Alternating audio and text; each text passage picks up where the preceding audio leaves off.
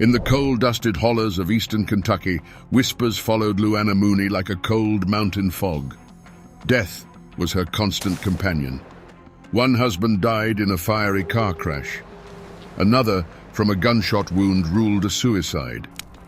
A lover was consumed by a house fire that left her miraculously unscathed. Was she the unluckiest woman in all of Appalachia, cursed by some dark mountain hex? Or was the simple, tired-looking woman a calculating predator, collecting insurance policies like funeral bouquets? Today, we separate the chilling facts from the folk legend to uncover the truth behind the woman they called the Black Widow.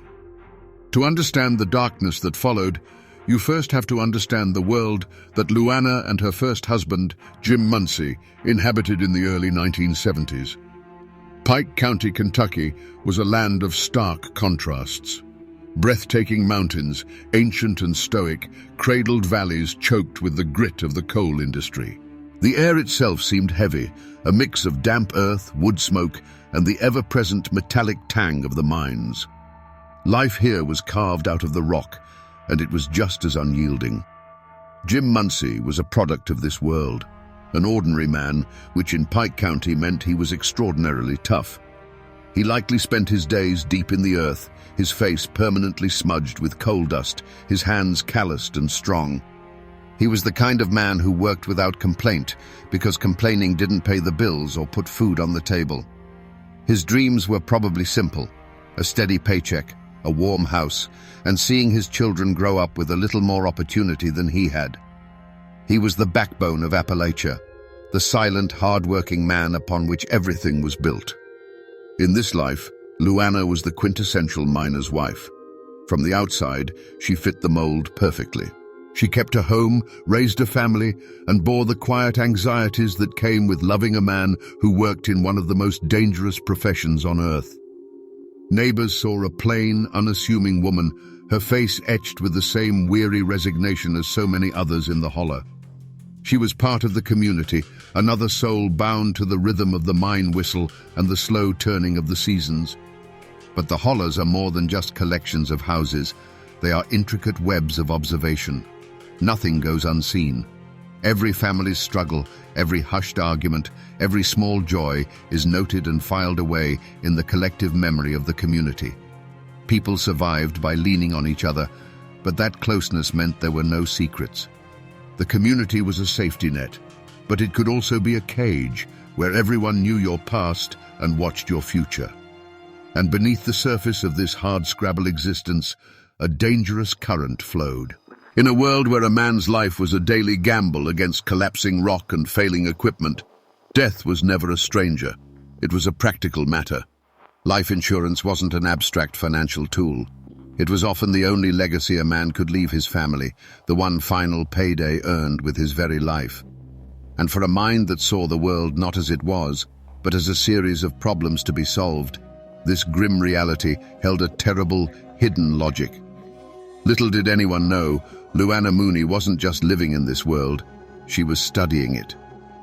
After Jim Muncie's car plunged into that ravine, the initial reaction in the holler was exactly what you'd expect, a wave of genuine, heartfelt sympathy. Casseroles appeared on Luanna's doorstep. Neighbors offered to watch the children. The church ladies spoke in hushed, sorrowful tones about the poor widow. In Appalachia, community is the bedrock of survival, and when one of their own falls, everyone feels the tremor. Luanna played the part of the grieving widow well, her face a mask of quiet devastation. But memories in the mountains are as long as a winter's night, and observation is a finely honed skill. The first whispers weren't accusations, they were just questions. A few of the older men who'd known Jim his whole life scratched their beards and wondered aloud how a man who knew those treacherous roads like the back of his hand could have made such a fatal mistake. The talk was quiet, confined to front porches after sundown, but it was there. Then came the matter of the insurance. No one begrudged a widow her due, but the speed with which Luanna settled the claim raised an eyebrow or two.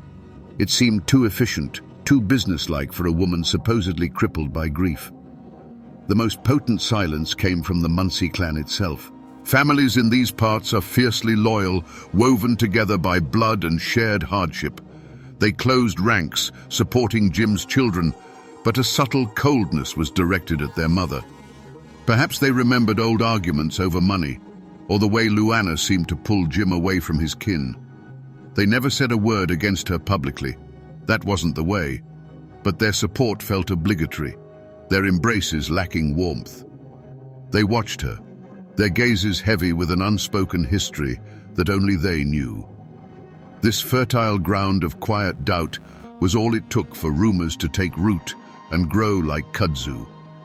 Whispers began to slither through the community, each retelling adding a new, darker detail. I heard they were fighting something awful the night before the crash, someone might say at the general store. Heard he was talking about leaving her, another might add. There was no proof, no evidence for any of it. But in a place where gossip travels faster than a telephone call, truth and speculation soon became hopelessly entangled. The sympathy began to curdle into suspicion. Every word was another dry twig laid carefully at Luanna's doorstep, just waiting for a spark. A few years passed, and the quiet murmurs about Jim Munsey's death might have faded into the background hum of mountain life. But Luanna made a move so audacious it snapped the community to attention. She found comfort, and then a new husband, in the arms of Norman Munsey, her late husband's cousin. In a place where bloodlines are sacred and certain boundaries are never crossed, this union was a scandal. It felt wrong, a violation of memory and respect that sent a jolt through the Munsey clan and the entire holler. Norman, however, seemed blissfully unaware of the shadow he was stepping into. He was a man clearly smitten and perhaps a little naive. He started talking, bragging to his buddies over a beer after a long shift. He told them how Luanna had taken out a new life insurance policy on him, a policy for a sum that was staggering by Pike County standards. He'd laugh it off, saying, "She just loves me so much, she's terrified of losing me." To his friends, hearing those words, a cold dread began to settle in. It sounded less like a term of endearment and more like a valuation. Then came the day the laughing stopped. Norman Munsey was found dead in their trailer. The official report delivered a verdict that was clinical, simple, and to everyone who lived there, utterly unbelievable. Suicide. A single gunshot wound. But the official story crumbled the second it hit the grapevine. The rumor, spreading like wildfire from the first person who saw the body to the last person in the county, was that the wound wasn't where a man could put it himself. The old-timers in Pikeville shook their heads, their faces grim. "A man don't shoot himself in the back of the head," they'd say, their voices low and certain. This was the point of no return. The death of Jim Munsey had been a question mark. The death of Norman Munsey was an exclamation point. The community's unspoken verdict was delivered. Luanna was no longer just an unlucky widow. She was something else, something to be feared. The whispers about a curse were replaced by a chilling certainty of something far more human and far more sinister. The law might have closed the case, but in the court of mountain opinion, the first drops of blood had stained Luanna Mooney's hands, and the stain was never going to wash out. By the time Luanna took up with Curtis Copley, the cloud of suspicion around her had grown dark and heavy. They lived together in a dilapidated house on the edge of town, a place that seemed to sag under the weight of its own decay. It was the kind of house that old-timers would say had a misery about it, where the floorboards groaned with untold stories and the windows looked out like vacant eyes. For Curtis, it was just a place to live. For Luanna, it was a stage for her next and most terrifying act. On the afternoon before the fire, a neighbor saw something strange. Luanna was making trips from the house to an old shed out back, carrying boxes and bundles wrapped in blankets. The neighbor didn't think much of it at the time. Maybe she was just cleaning out some old junk. But the image stuck in her mind. The methodical way Luanna moved, her face a blank, unreadable mask. It wasn't the hurried work of spring cleaning. It was the careful, deliberate action of someone salvaging valuables from a sinking ship. That night, the house didn't just catch fire, it exploded. One moment, there was the quiet dark of the holler. The next, a roar as the old, dry wood surrendered to the flames. The house went up like a paper lantern soaked in kerosene, tearing a furious orange hole in the night sky. Windows burst, sending showers of glass into the yard. The heat was so intense it buckled the tin roof, which peeled back with a scream of tortured metal. It wasn't just a fire, it was an erasure. And then came the figure running down the dirt road, a woman in a nightgown, her silhouette framed against the inferno. It was Luanna, her voice a piercing shriek, crying for help, for someone to save Curtis. She was the picture of terror and desperation, collapsing into the arms of the first neighbors to arrive, her body racked with sobs. She told a frantic story of waking up to smoke and heat, of barely managing to jump from a window as the floor gave way behind her. A miraculous escape. When the volunteer fire truck finally arrived, there was nothing they could do but watch the structure collapse in on itself, hissing and spitting into a smoldering pile of black bones. They poured water on the glowing embers, the steam rising into the night like departing ghosts. It took hours for the scene to cool enough for them to search the ruins. Inside, amidst the charred timbers and ash, they found what was left of Curtis Copley. He was discovered in the remains of his bed, a blackened shape that was barely recognizable as human. The question hung in the smoky air, unspoken, but felt by everyone there. Why didn't he run? Why didn't he even try to get out?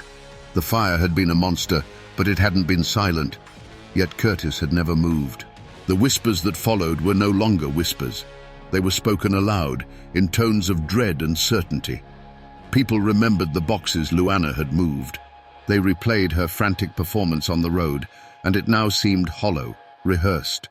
The talk of the evil eye returned, the legend of the woman who brought death to any man who shared her bed.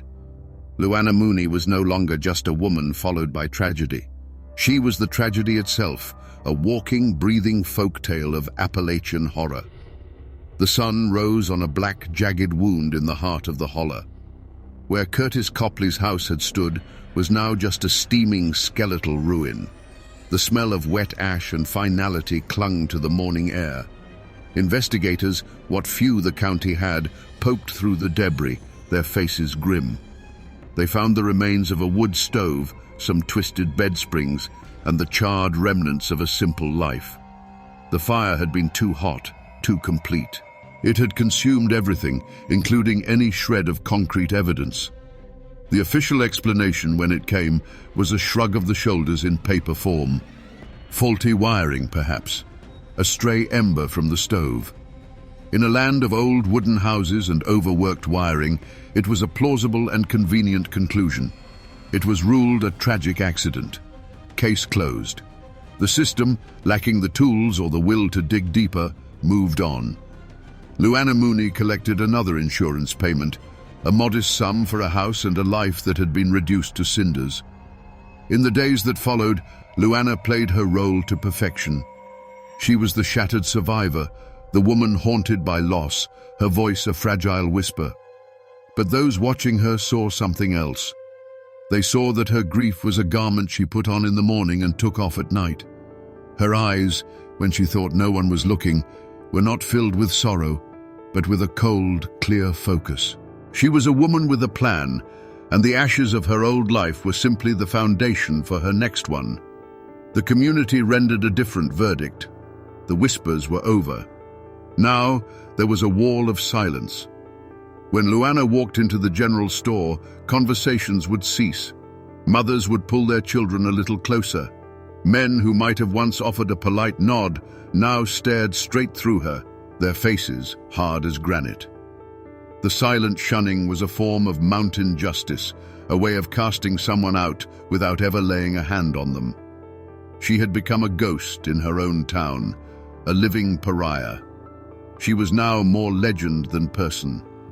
The Black Widow of Pikeville was a name spoken in hushed tones, a story told to frighten restless children and warn young men. She was the embodiment of the darkness that could hide behind a plain face, a boogeyman born from their own community. The fear was palpable. Who would be next? What man would be foolish enough to get tangled in her web? It seemed impossible, and yet, in the desperate poverty of Appalachia, there was always someone willing to take a gamble, someone who believed they could outsmart the devil herself. Michael Adkins didn't die. Wounded and bleeding, fueled by a primal will to live, he stumbled through the dark woods, every rustle of leaves sounding like his executioner returning. He finally collapsed on the doorstep of a remote house, his plea for help a ragged gasp. That desperate cry for help was the shot that finally broke the silence, the one that the law could not ignore. It reached the ears of Pike County Sheriff Charles Fuzzy Kesey, a man who had been carrying the weight of Luanna's story for years. For Kesey, the rumors were more than just holler gossip. They were a series of ghosts he couldn't lay to rest. Michael Adkins, alive and talking, was the proof he had been waiting for. The hunt began immediately, but it wasn't for Luanna. Kesey was smarter than that.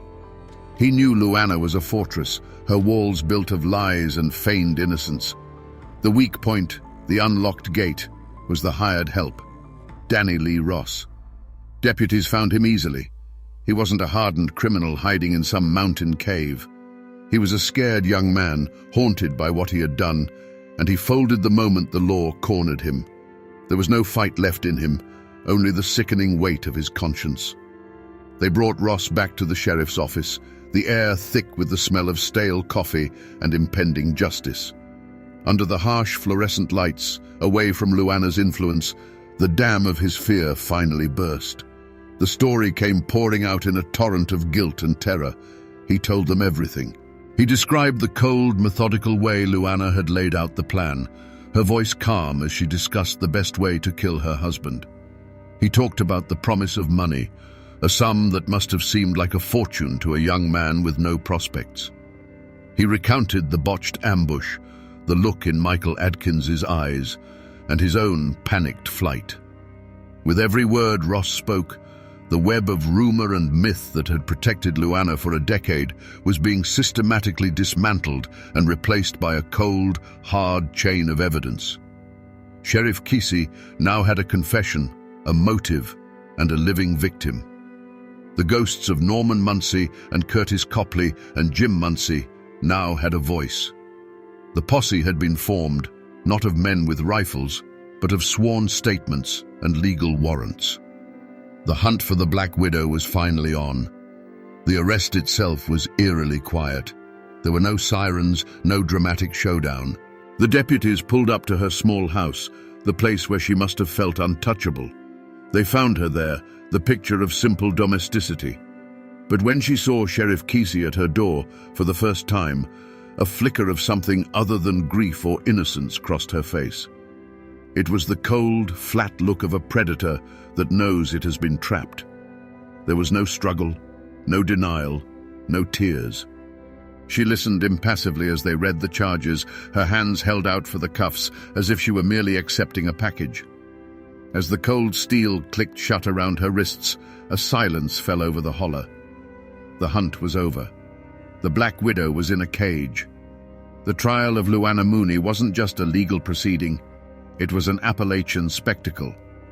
The old Pikeville courthouse, a building that had seen its share of feuds and moonshine cases, became the epicenter of the county's universe. Every day, the courtroom was packed to the rafters with people from every surrounding holler. They came not just to see justice done, but to get a look at the woman who had haunted their imaginations for over a decade. Armed deputies lined the walls, their presence a testament to the tension that crackled in the thick, un-air-conditioned room. This was more than a trial. It was a reckoning. The prosecution, led by a lawyer who understood the mountain psyche, methodically built their case, brick by damning brick. They laid out the timeline of death and profit. First Jim Muncie, then the insurance check, then Norman Muncie and a larger check, then Curtis Copley and another payout. Finally, the attempt on Michael Adkins.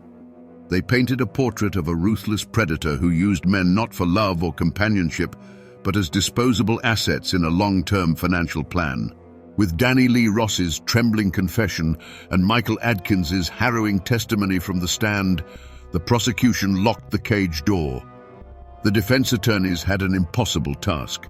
They couldn't deny the Adkins plot, so they tried to shift the blame, portraying Luanna as a simple, uneducated woman who was the victim of a cruel fate and the manipulations of others.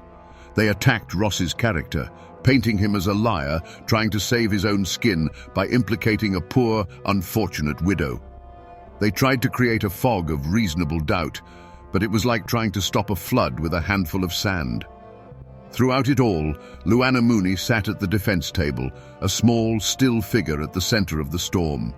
She showed no fear, no remorse, no emotion at all. While witnesses described her cold-blooded plans and men recounted their near-death experiences, she just watched, her face a placid mask. Her silence was more chilling than any confession. It was the unnerving calm of someone who believed she was above the judgment of ordinary men. She was not a cornered animal. She was a queen observing a tedious, predictable ceremony. After the closing arguments, the jury filed out, and a heavy silence descended on the courtroom. The wait wasn't long.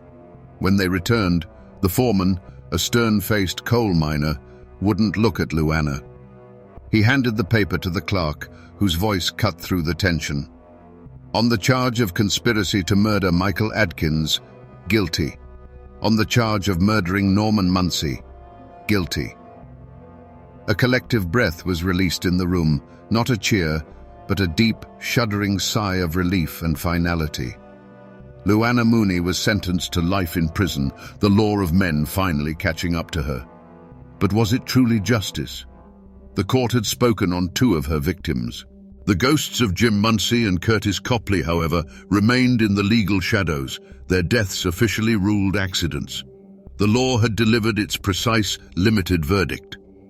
But the people of the mountains, who had watched and whispered for years, knew the full, terrible score. The Black Widow was caged, but the question would always linger in the hollers. Had the system truly delivered justice, or had it just closed the book on the final bloody chapter? Luanna Mooney's story didn't end with the sound of a gavel. She was transferred to the Kentucky Correctional Institute for Women, where she lived out the rest of her days in the sterile silence of a prison cell. For over 2 decades, she remained a cipher. She never confessed, never offered an apology, never gave any insight into the darkness that had driven her. She died in 2005, a quiet, anonymous end for a woman who had caused so much chaos. She took her secrets with her to a prison grave, leaving behind only a legacy of death and unanswered questions. The echoes of her life, however, still ripple through Pike County. Michael Adkins, the man who survived, became a reluctant legend. He was forever known as the one who got away, a living testament to Luanna's evil and the one loose thread that unraveled her entire murderous tapestry. Her own children were also victims, forever branded by their mother's sins. Her son Danny, a pawn in her final failed plot, paid for his loyalty with a prison sentence of his own, his life irrevocably broken by the woman who should have protected him. The physical scars on the landscape have faded, but they haven't vanished. The old courthouse still stands in the center of Pikeville, and people will still point to its windows and say, "That's where they finally convicted the Black Widow." The treacherous mountain road where Jim Muncie died still claims cars in the winter ice. And if you ask the right old-timer, they can still show you the overgrown, empty patch of land where a house once burned to the ground, a place that feels colder than the surrounding woods, even on a summer day. But the most indelible trace Luanna left behind is her name. In the hollers of eastern Kentucky, Luanna Mooney is more than just a name. It's a cautionary tale, a piece of modern folklore. It's a shorthand for a heartless woman, a boogeyman used to warn men about who they trust. Her name has been woven into the very fabric of the place, a dark thread in a rich tapestry of mountain history. And in the old cemeteries, you can still find the weathered tombstones of her husbands, silent stone markers in a story of greed and murder. They stand as quiet, irrefutable proof that even though most of the world has forgotten, The mountains remember everything. So we come back to the question that hung in the air at the very beginning. Was Luanna Mooney a woman cursed by fate? Or was she a cold-blooded predator hiding in plain sight? The evidence leaves no room for doubt. There was no mountain hex, no evil eye. The curse was her own calculated greed, a chilling emptiness where a human heart should have been. But the more unsettling question is the one that has no easy answer. Was she born a monster, or was she forged in the crushing poverty of the coal fields? In a world where a man's life was often valued at little more than his next paycheck, perhaps she simply saw her husband's as another dark seam to be mined for profit. The story of the Black Widow of Pikeville is more than just a chilling true crime tale. It is a profoundly Appalachian story about the darkness that can fester behind a quiet, unassuming facade.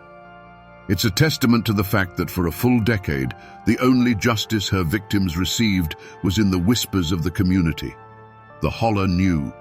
The law needed a confession and a survivor, but the people, with their long memories and watchful eyes, had passed their verdict years earlier. It serves as a stark reminder that the most terrifying monsters don't lurk in the shadows of the deep woods.